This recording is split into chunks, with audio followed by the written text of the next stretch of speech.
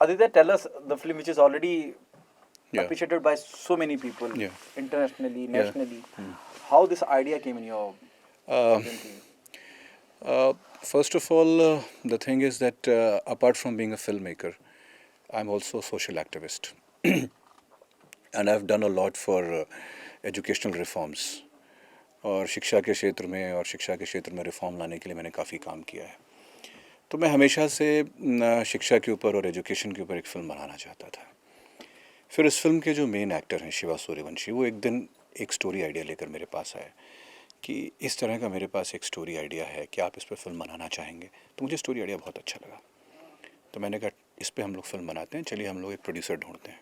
तो हमको एक प्रोड्यूसर ढूंढने में 1 साल लग गया. उसके बीच में हमने पूरी स्क्रिप्ट तैयार की. तो क्योंकि शिक्षा के क्षेत्र में और एजुकेशन से मेरा पहले से ही लगाव था एज अ सोशल एक्टिविस्ट, और शिवा जो स्टोरी लेके आए थे वो इतनी अच्छी थी, इसलिए मैंने फिल्म बनाने की सोची. माँ साहब की जब मैं बात करता हूँ, आपको नॉर्थ की याद आती है, वहाँ जी. ऐसे ही एड्रेस करा जाता है. जी जी जी. कभी मास्टर जी या मास्टर साहब नहीं कहा, माँ साहब. माँ साहब. This is how they address there teacher. Yeah. Film का टाइटल और कहानी किस लिहाज में गढ़ी गई है कि बच्चों को भी अच्छी लगे और एजुकेशन का एक मैसेज भी जाए? हाँ. देखिए, सबसे पहली बात हमने ये कोशिश की, मैंने एज अ फिल्म मेकर अपनी तरफ से, कि हम जो भी बात कहें वो थोड़ी एंटरटेनिंग ढंग से कहें, भले ही हम कोई सीरियस बात कर रहे हों. वो मैंने एज अ फिल्म मेकर अपनी तरफ से उस बात को कोशिश की. तो शिक्षा के क्षेत्र में जिन सुधारों की आवश्यकता है, या हमारी शिक्षा प्रणाली जिस किस्म के चैलेंजेस को फेस करती है, और हमारे गाँव में, ख़ासकर गाँव में, क्योंकि गाँव की फिल्म है, हमारी प्राइमरी शिक्षा के क्षेत्र में क्या चैलेंजेस हैं और उन चैलेंजेस को हम कैसे ओवरकम कर सकते हैं. तो इन सारी चीज़ों को एक एंटरटेनिंग ढंग से हमने दिखाने की इस फिल्म में कोशिश की है. तो एज अ फिल्म मेकर मैंने ये कोशिश की है सर कि ये चीज़ बहुत मैसेज ओरिएंटेड जाए, लेकिन एक एंटरटेनिंग वे में जाए. Preachy लोगों ना को, लगे. हाँ, लोगों को ये ना लगे इट शुड नॉट ज्ञान बी नहीं दे रहा है. प्रीची कि ये नो बैठा के हमको उपदेश दे रहा है. No no no no, that should not be there. अच्छा, विद ऑल ड्यू रिस्पेक्ट, हमारे यहाँ इतना सब कुछ होने के बावजूद बच्चों पे या पढ़ाई लिखाई के इर्द गिर्द बड़ी चुनिंदा और बड़ी कम फिल्म बनती हैं, और जो बनती भी हैं उनको पीछे से बैकअप नहीं मिलता जो मिलना चाहिए, चाहे वो सरकार की तरफ से हो, केंद्र सरकार की तरफ से हो या स्टेट गवर्नमेंट की तरफ से हो. There very few film which is made on education, made about children, for the children. Sir, I think that today we are living in a corporate structure. Corporate structure के अपने कुछ goals होते हैं, उनके अपने कुछ मिशंस होते हैं. जो कमर्शियल बॉलीवुड सिनेमा है वो कहीं ना कहीं नंबर गेम्स में और कलेक्शंस में और उन सारी चीज़ों में फंसा हुआ है. मोस्टली जो भी इंडिया में अच्छा काम हो रहा है वो हमारे जैसे इंडिपेंडेंट फिल्म मेकर्स ही कर रहे हैं. मतलब I am not putting down commercial cinema, different काम, रेलेवेंट इश्यूज़ पे काम करना और सारी चीज़ों पे करना. तो अब उनके अपने अलग एजेंडाज हैं कॉर्पोरेट स्ट्रक्चर के और बॉलीवुड स्टार्स वगैरह के. तो पावर उनके पास है, रिसोर्सेज उनके पास हैं, इसलिए वो सारी चीज़ें दिखती नहीं हैं बहुत ज़्यादा सामने. जहाँ तक रही गवर्नमेंट की बात, तो सारी गवर्नमेंट्स के भी कुछ ना कुछ पॉलिटिकल एजेंडाज होते हैं. तो वो भी अपने पॉलिटिकल एजेंडाज के हिसाब की ही फिल्में वो पुश करती हैं. तो it is very trying and very tough times for independent film makers and also for the audience. मतलब अगर आप देखना चाहें तो OTT पे भी अगर आप देख लीजिए आज के डेट में, या बहुत ज़्यादा वैरायटी आपको मिलेगी नहीं. You know what we have to offer आप एक हफ्ते में देख सकते हैं. स्टैनली का डब्बा या तारे ज़मीं पे एक कहानी लाइन, एक स्टोरी लाइन रही है फिल्म. यकीनन ये 1 घंटा 1.5 घंटे की फिल्म है, उससे ज़्यादा शायद. जी. तो क्या स्टोरी लाइन रहेगी फिल्म की कि बहुत इंगेजिंग न लगे? हालांकि मैं जब पोस्टर देखता हूँ मुझे बहुत सारे बच्चे नज़र आते हैं, और एक शिक्षक की कहानी और उसका पढ़ाई लिखाई, एजुकेशन के प्रति प्रेम, और उन बच्चों तक वो पहुँचे जो वो चाहते हैं एजुकेशन की. जब हम बात करते हैं, क्या स्टोरी लाइन रहेगी जो इंगेजिंग रहेगी, लोगों को बांधे रखेगी? देखिए, मैं फिर एज अ फिल्म मेकर बोलूँगा, जो लोग फिल्म देखेंगे उसके बाद मेरे बारे में जो भी ओपिनियन रखें, हमारे पास देखिए ना, प्रमाइसेस बहुत लिमिटेड रहती हैं जब भी हम कोई सिनेमा बनाना चाहते हैं, चाहे कमर्शियल सिनेमा हो, चाहे एक ऑफ द बीट सिनेमा हो. हमारी पूरी लड़ाई ये होती है कि हम उस प्रमाइस को, उस सिचुएशन को नए ढंग से कैसे दिखा सकते हैं, उसको हम क्या नया ट्रीटमेंट दे सकते हैं, उसमें हम कौन सा नया पर्सपेक्टिव ला सकते हैं. ये मेरे हिसाब से हमारी लड़ाई उसी में होती है। तो अगर ऐसे आप कहेंगे तो कहानी तो बहुत लीनियर है कि एक आईएएस ऑफिसर है जो अपना जॉब छोड़ देता है, उसको लगता है कि भाई मुझे कुछ करना चाहिए कंट्री के एजुकेशन सिस्टम के लिए, और वो छोटे से गांव में जाके पढ़ाने लगता है। ऐसे तो कहानी बहुत लीनियर है, लेकिन हर सीन में कुछ ट्रीटमेंट देने की कोशिश की गई है ताकि एक पर्सपेक्टिव नज़र आए, एक अलग चीज़ नज़र आए, एक अलग डायलॉग्स नज़र आए, अलग तरह के लोग, अलग कैरेक्टर्स नज़र आए। तो इस तरीके से मैंने ट्रीट करने की कोशिश की है। ऐसा नहीं है कि सारे सीन्स बहुत नॉवल हैं, कि ऐसे सीन देखे ही नहीं गए, ऐसा कुछ नहीं है। अपनी तरफ से as a director, as a writer, हमने ये कोशिश की है कि उन चीज़ों में कुछ नयापन ले आए। जैसे आपने कहा ना वेरी लाइटर नोट, और यहाँ से मैं ख़त्म भी करना चाहूँगा अपना इंटरव्यू सेट, पॉलिटिकल एजेंडा होते हैं जब हाँ। जिस प्रोडक्ट को या जिस फिल्म को, कंटेंट को वो पुश करना चाहते हैं, अगर फिल्म में पाल नरेंद्र होते तो पुश हो जाती। नहीं नहीं, मैं इस बिल्कुल बिल्कुल उस तरफ नहीं जाऊंगा। नहीं नहीं, वो एक गलत बात है। मेरा कहने का मतलब किसी को ऐसा लेकर वो नहीं था।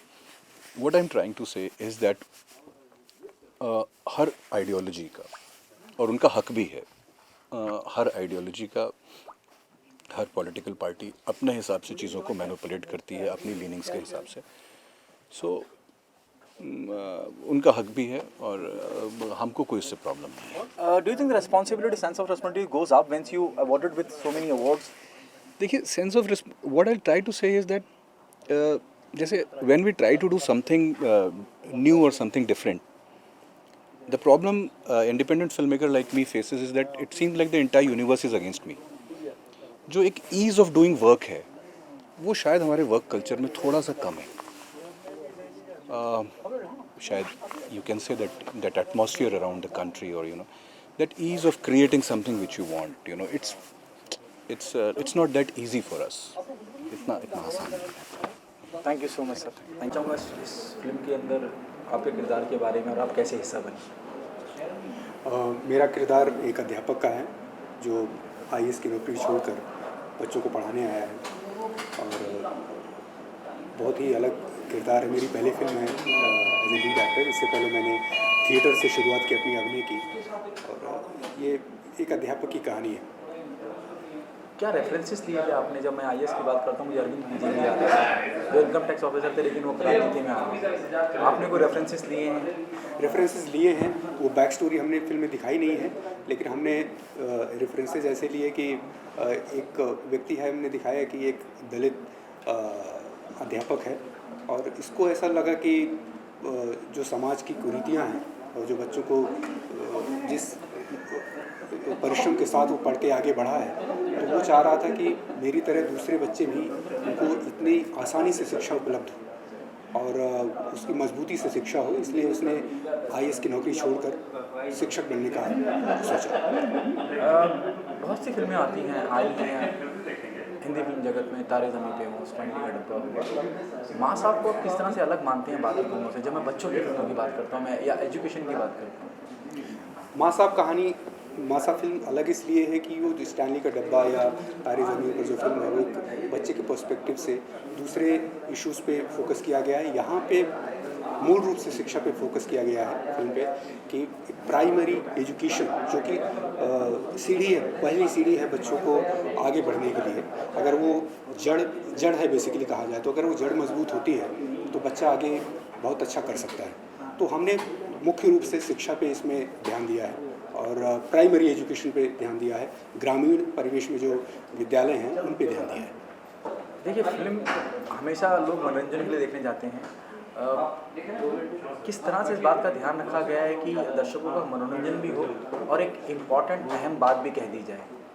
इसका हमने पूरा ध्यान रखने की कोशिश की है, और हमारे निर्देशक आदित्य ओम जी ने इसको बहुत अच्छे से निर्देशित किया है। उसका बहुत अच्छा विज़न क्रिएट किया इसका, और एज एन एक्टर मुझे उसमें बहुत आसानी हुई जब उन्होंने पूरा विज़न बताया कि इसको कैरेक्टर को ऐसे रखना है और इसको प्रीची नहीं रखना है, ताकि लोग जुड़े भी रहें और उनको ये भी ना लगे कि हमें ज़बरदस्ती मैसेज दिया जा रहा है। तो इसका आदित्य जी ने पूरा ध्यान रखा है, और हमने भी उसको अच्छे से करने की पूरी कोशिश की है। माँ साहब जब मैं सुनता हूँ मुझे नॉर्थ इंडिया की याद आती है। नॉर्थ में मास्टर जी या मास्टर साहब नहीं, माँ साहब ही कहा जाता है, वैसे एड्रेस करा जाता है। जी, ये टाइटल फिल्म का किसका जी आइडिया जी था? जी। तो जैसे कि कहानी फिल्म की मैंने लिखी है, और मुख्य अभिनेता का रोल निभाने के साथ साथ, तो मैं बुंदेलखंड से हूँ। वहाँ पे हम अपने अध्यापक को माट साहब बुलाते थे। तो इसीलिए हमने सोचा कि इसका माट साहब ही नाम रखते हैं फिल्म का नाम। तो उस बैकग्राउंड की होने की वजह से मैंने फिल्म का नाम माँ साहब रखा। क्या आप मानते हैं कि नॉर्थ में ज़्यादा, जब मैं इंटीरियर्स की बात करता हूँ, मैं गांव देहात की बात करता हूँ, वहाँ शिक्षा की ज़्यादा समस्या है आज की तारीख में भी? वो ढांचा थोड़ा सा गड़बड़ है, इसीलिए ऐसा लगता है, वो सही है। तो उस ढांचे को सुधारने की आवश्यकता है, और जो शायद लग रहा है कि काफ़ी कुछ जिस तरह से बदलाव आ रहे हैं और वो होगा आगे। और इसीलिए इस तरह की फिल्मों की आवश्यकता भी पड़ी। और इसीलिए चूँकि मैंने स्वयं प्राइमरी पाठशाला में पढ़ाई की है, मेरी 5वीं तक पढ़ाई गांव में ही हुई है, और इसीलिए सब्जेक्ट भी मेरे दिमाग में आया। मेरे पिताजी अध्यापक रिटायर्ड टीचर हैं, मेरे दोनों बड़े भाई टीचर हैं, सिस्टर टीचर है, तो मेरा पूरा जो परिवार का माहौल है वो टीचर्स का है। तो मुझे अध्यापक की जो महत्ता है वो समझ में आई, और प्राइमरी स्कूल में पढ़ने के कारण वो भी वो समझ में आया। क्या आपको नहीं लगता कि इतनी इम्पोर्टेंट फिल्म जो एजुकेशन की बात करती है, जो हमारे मुल्क के, हिंदुस्तान के इंटीरियर में जो बच्चे एजुकेशन की से वंचित हो जाते हैं या उस तरह की प्रॉपर शिक्षा उन्हें नहीं मिल पाती, इतनी इम्पोर्टेंट फिल्म बनाने के बाद क्या आपको नहीं लगता कि केंद्र हो या स्टेट हो, या आपको लिखना या उनसे बातचीत नहीं करनी चाहिए कि फिल्म को टैक्स फ्री करा जाए? हमने कोशिश की है, उत्तर प्रदेश शासन को लिखा भी है, और उन्होंने आश्वासन भी दिया है। तो देखते हैं, आशा करते हैं कि ये टैक्स फ्री हो जाएगी। Thank you so much. Thank you.